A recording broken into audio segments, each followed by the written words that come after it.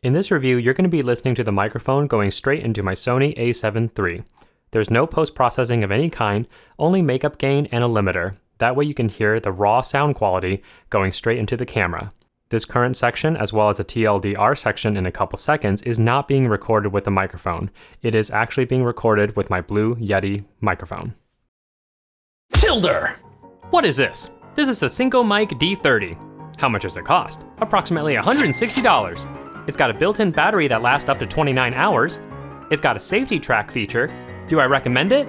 Not if you're a YouTuber looking to get a shotgun mic for your studio setup. And it's a really hard maybe if you do corporate or narrative films. The reason is because the microphone seems to pick up a lot of sound around the room instead of being directional, as you will hear in about 5 seconds. Done! Roll that intro! What's going on, everybody? You're watching Too Long Didn't Read Filmmaker, where the answers comes first, the reasons come last, but we're constantly and always still learning. So today we're going to find out whether or not the Synco Mic-D30 is going to be the right solution for you and your overall filmmaking setup. And I want to thank Synco for sending this out to me so I can provide you with my review today.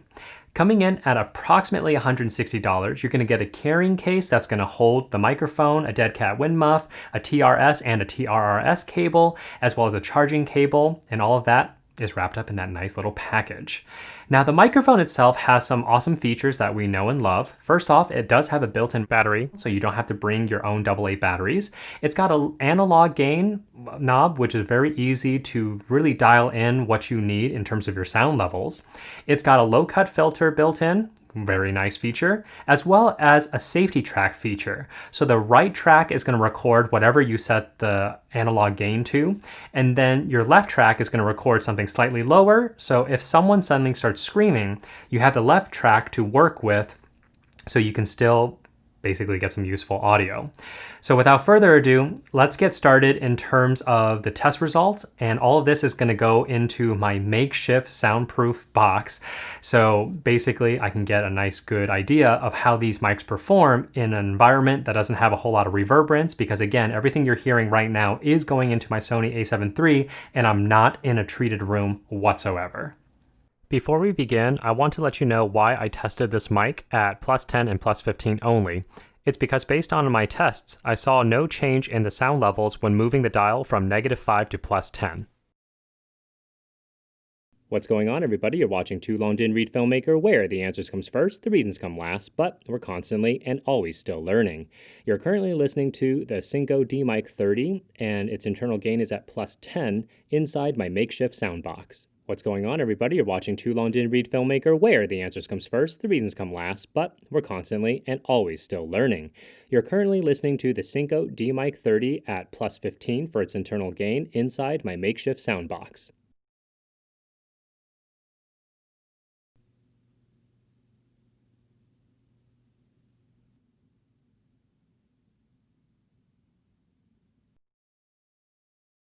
You done messed up, Aaron! You done messed up, Aaron! You done messed up, Aaron! You done messed up, Aaron!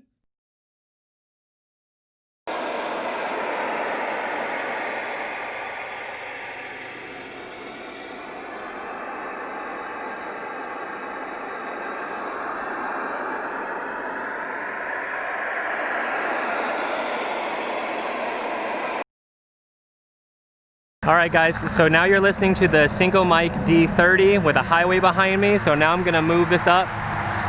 It's approximately 12 inches away from my mouth, pointing down at my mouth, so this is what it sounds like when a highway is literally right behind me. And now we're going to flip the camera around, so I'm not necessarily pointing this microphone in the direction of the highway. Alright, so now this is the Synco Mic-D30 away from the highway, so I'll go ahead and prop this up again, approximately, I know the wire's in the way, but approximately 12 inches away from my mouth, and this is what it sounds like with the exact same settings, but now the highway is behind the camera.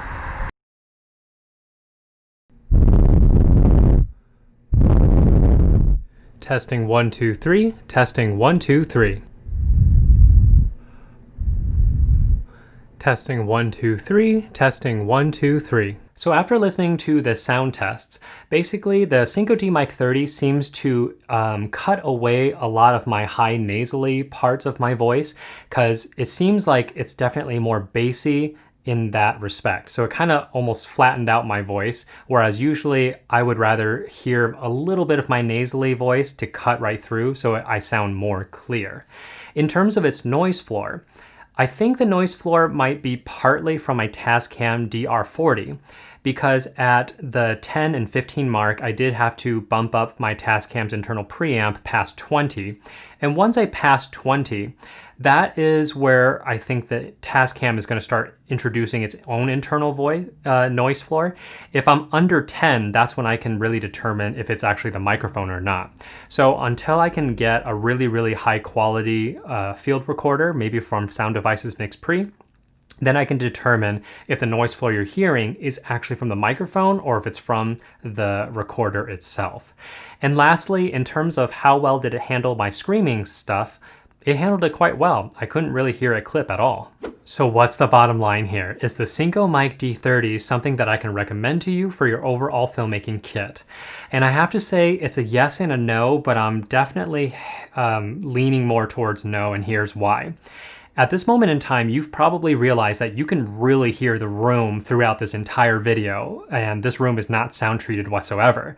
So it seems like this microphone has a very wide pickup pattern, and the noise rejection on the sides and the back is not as aggressive as other microphones. So to me, if you're doing a YouTube studio in this kind of environment, you probably don't really want to use the Synco Mic-D30 for this specific setup. And to prove my point, I reviewed the Cine M1, which is this really tiny little shotgun microphone here. And even at the same distance, this is what that sounded like. What's going on, everybody? You're watching Too Long Didn't Read Filmmaker, where the answers comes first, the reasons come last, but we're constantly and always still learning. Now, I know some of you guys are going to say, well, the Synco Mic-D30 seems like it's a direct competitor against the RØDE Video Mic NTG, so is the RØDE Video Mic NTG going to have that problem? Not really, because you've actually been listening to it for the last couple videos, and this is what that sounded like. What's going on, everybody? You're watching Too Long Didn't Read Filmmaker, where the answers comes first, the reasons come last, but we're constantly and always still learning. So if that's the case, then why would I say kind of sort of yes? And the kind of sort of yes is really for narrative filmmaking. So there are moments where maybe you only have one boom operator, you don't have wireless lavalier mics for each actor, and you have two people talking at each other across a table. At that point in time, you're going to have a boom operator tilt the microphone to one person, then tilt it back to the other person, then tilt it, like it's going to be swinging back and forth. And depending on how good your boom operator is, they might miss it or they might be on it. But if they miss it, the fact that this shotgun microphone has a wider pickup pattern and it doesn't do a whole lot of noise rejection, you still have a chance to have a good take and recover that audio a little bit better as the microphone eventually swings over to that actor or actress's mouth. But if you're an indie filmmaker and you don't have control over the air conditioning or the traffic outside, you're not in a studio environment, then this mic is probably going to pick up a whole lot of that stuff because it doesn't seem to reject it as well. So that's why I'm saying it's a yes and a no. And hey, that is it for this week, everybody. If this video has made all the influence in your purchasing decisions, I would truly appreciate it if you check out my Amazon affiliate links down below. Again, this costs nothing extra to you. It just gives me a little compensation so I can continue making videos like this for you. And as always, if you have any questions or comments, go ahead and leave it down below. I will get to them as fast as I can. And until then, like, subscribe, and share, and I'll see you guys in the next one.